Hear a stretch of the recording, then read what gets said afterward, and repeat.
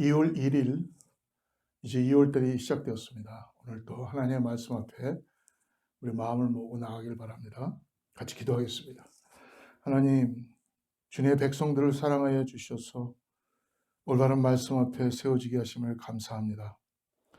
오늘 하나님, 2월달을 맞이해서 우리 사랑하는 성도님들이 견고한 진을 갖고 하나님의 말씀을 통하여 오늘 주님만을 바라보고 나가시는 은혜가 있게 하여 주시옵소서.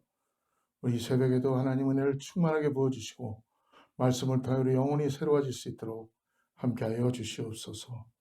예수님의 이름으로 간절히 기도드리옵나이다. 아멘. 오늘 신명기 16장 21절부터 17장 7절까지 말씀을 같이 읽고 말씀 보겠습니다. 신명기 16장 21절입니다. 내 하나님 여호와를 위하여 쌓은 제단 곁에 어떤 나무로든지 아세라 상을 세우지 말며 자기를 위하여 주상을 세우지 말라. 내 하나님 여호와께서 미워하시느니라. 흠이나 악질이 있는 소와 양은 아무것도 내 하나님 여호와께 드리지 말지니 이는 내 하나님 여호와께 가증한 것이 됨이니라. 17장 2절입니다. 내 하나님 여호와께서 내게 주시는 어느 성 중에서든지 너희 가운데 어떤 남자나 여자가 내 하나님 여호와의 목전에 악을 행하여 그 언약을 어기고 가서 다른 신들을 섬겨 그것에게 절하며 내가 명령하지 아니한 이롤 성신에게 절한다 하자. 그 신에게 알려짐으로 내가 듣거든 자세히 조사해 볼지니 만일 그 일과 말이 확실하여 이스라엘 중에 이런 가증한 일을 행함이 있으면 너는 그 악을 행한 남자나 여자를 내 성문으로 끌어내고 그 남자나 여자를 돌로 쳐 죽이되 죽일 자를 2사람이나 3사람의 증언으로 죽일 것이요 한 사람의 증언으로는 죽이지 말 것이며 이런 자를 죽이기 위하여는 증인이 먼저 그에게 손을 댄 후에 뭇 백성이 손을 댈지니라. 너는 이와 같이 하여 너희 중에서 악을 제할지니라. 오늘 하나님께서는 자기 백성이 정의로운 공동체가 되기 위해서 계속적으로 말씀을 해주십니다. 특별히 오늘 6장의 21절부터 22절에 보면은 우상을 세우지 말라는 것이죠. 재판장들과 지도자들뿐만 아니라 모든 이스라엘 백성들에게 전하는 설교입니다. 우상을 제작하는 걸 금지해라. 그리고 흠결이 있는 재물은 금지하고 그리고 우상 숭배자가 나타나면 처벌을 하는 규정을 말씀합니다. 먼저 21절, 22절 말씀 같이 한번 보겠습니다. 내 하나님 여호와를 위하여 쌓은 제단 곁에 어떤 나무로든지 아세라 상을 세우지 말며, 그러니까 아세라 상을 따로 세운 게 아니라 지금 보니까 내 하나님 여호와를 쌓은 제단 곁에다가 지금 아세라 상을 세웠다는 것이죠. 22절. 자기를 위하여 주상을 세우지 말라. 내 하나님 여호와께서 미워하시느니라. 아세라 상과 주상을 지금 누구를 위해서 세운다고 합니까? 22절에 보니까 자기를 위하여라고 되어 있습니다. 21절은 내 하나님 여호와를 위하여 쌓은 그 계단 곁에 아세라 상을 세운다는, 따로 세운다는 표현이 아니라 여호와를 위하여 쌓은이라는 단어 옆에 아세라 상을 세운다는 거예요. 하나님께 제사하기 위하여 쌓은 제단 곁에 아세라 상을 세우지 마라. 근데 원문을 보면 라크라는 단어가 있습니다. 이는 자기를 위하여라고 번역합니다. 그러니까 21절에 이 아세라상 역시 자기 자신을 위하여 세우는 것임을 알 수 있습니다. 우상을 만드는 것은 그 대상, 신을 위한 것이 아니라 자기 자신을 위해서 세운 것이라는 것이죠. 사랑하는 성도 여러분, 오늘 우리가 나무나 돌로 형상화된 우상을 만들어 놓지 않더라도 어떤 배금주의나 만몬사상, 물질주의, 만능주의, 헛된 욕망을 채우기 위해서 하나님께 예배하는 삶의 모든 영역에 욕망이라는 무용의 우상을 몰아내고 세우지 말아야 된다는 것입니다. 이 모세의 설교 중 충격적인 내용은 하나님께 예배하는 곳에 우상을 세우지 말라고 말했다는 것이죠. 모세가 이렇게 말한 이유는 그런 가증한 일이 일어날 수 있는 개연성이 그 시대에도 있지만 지금도 있다는 거예요.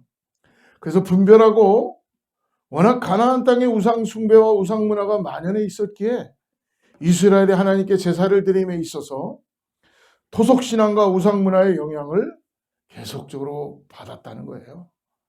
그거를 주의하라고 명령한 것입니다. 우리나라는 어떻습니까? 여러분, 기독교 역사를 돌이켜 볼 때에 하나님께 예배하면서 과거의 토속 신앙 습관을 가미한 적이 없었다고 부정할 수 없을 것입니다. 그래서 우리나라에 들어왔던 그 영국의 선교사님이 나가면서 자기 고향으로 돌아가면서 이렇게 말했다 그러죠. 한국인들의 그 시대에 믿음의 모습은 믿는 것은 샤머니즘처럼 믿고, 왜 유교 사상이 가득 깔려 있었기 때문에 그 시대에. 그리고 행동하는 것은 유대인처럼 행동한다라고 그렇게 표현했다는 것입니다. 오늘날 여러분, 그런 사람이 전혀 없다고 우리가 장담할 수 없습니다. 그러므로 우리는 항상 하나님의 말씀을 묵상함으로 내 신앙생활 가운데 어떤 이교적 요소가, 우상이 우리 가운데 자리 잡고 있지 않는지를 항상 살펴야 됩니다. 그러므로 7장에 들어와서 이러한 가증한 일을 행함이 있으면 어떻습니까? 1절에 보십시오. 흠이나 악질이 있는 소와 양은 아무것도 내 하나님 여호와께 드리지 말지니 이는 내 하나님 여호와께 가증한 것이 됨이니라. 여러분, 우상 숭배가 가증한 것처럼 하나님께 제사 드릴 때 제물로 흠이나 악질 있는 소와 양을 드리는 것 역시 지금 가증한 것임을 전하고 있습니다. 그런데 제사장이나 제물을 바치는 사람의 눈으로 볼 때 흠이나 악질이 있는 제물이 아닐지라도 여러분, 이 세상에서 완전 무결한 제물이 어디 있겠습니까? 즉 육안으로 흠이나 악질이 없다는 합격 판정을 받았을지라도 완전 무결한 제물은 없다는 것입니다. 즉 하나님께 드리는 완전 무결한 제물은 우리 안에 있는 죄의 문제를 예수 그리스도로 해결받고 단번에 해결되신 예수님만이 속죄의 제물이시라는 것입니다.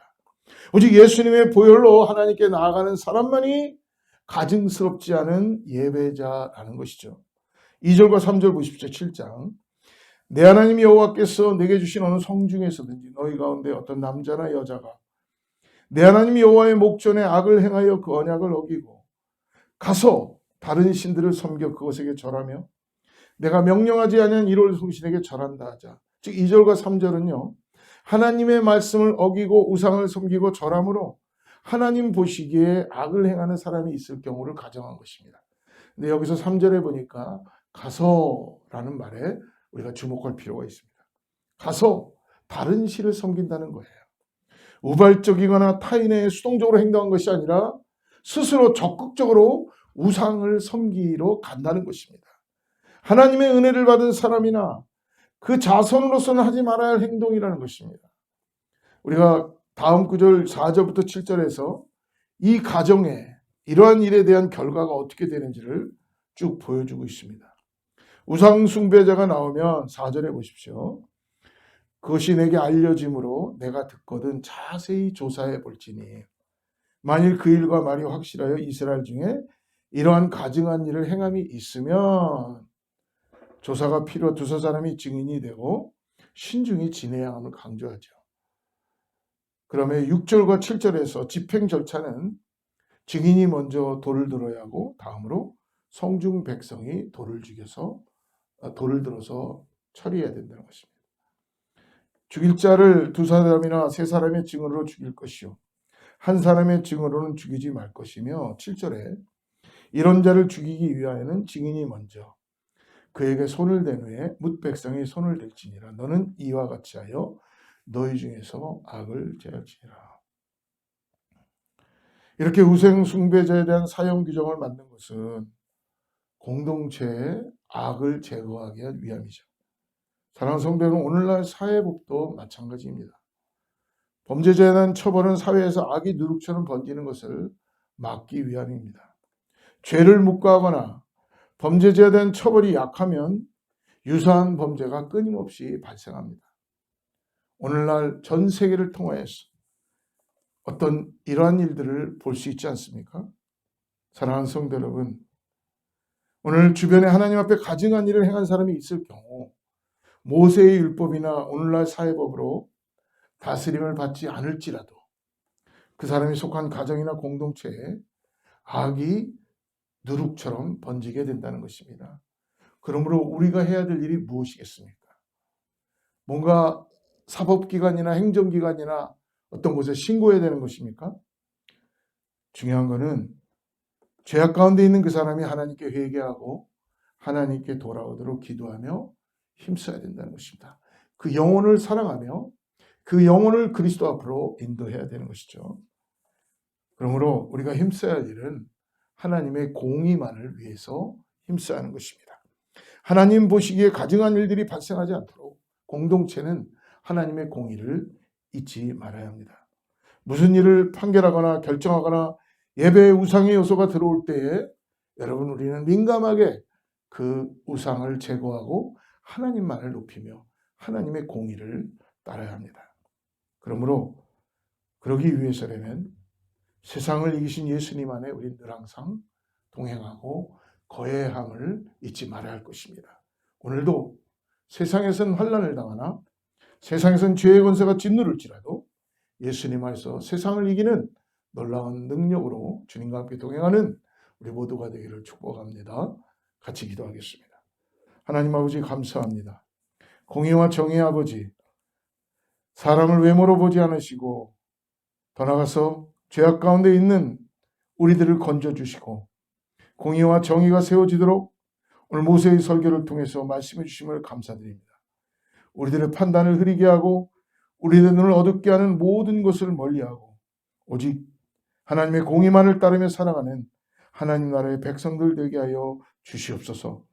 자기 자신만의 욕망을 채우기 위해서 하나님을 수단으로 삼지 않게 하시옵고 하나님께서 가증히 여기시는 것을 이기기 위하여 세상을 이기신 예수 그리스도 안에 거하는 오늘 하루가 되게 하여 주시옵소서. 성도님들의 간절한 믿음을 보게 하여 주시고 오늘도 그리스도로 인하여서 우리가 하나님의 놀라운 일들을 바라보며 나가는 은혜가 있게 하여 주시옵소서. 예수님의 이름으로 간절히 기도드리옵나이다. 아멘. 할렐루야. 오늘도 승리하는 하루 되시고요. 내일 또 같이 온라인으로 만나도록 하겠습니다. 샬롬.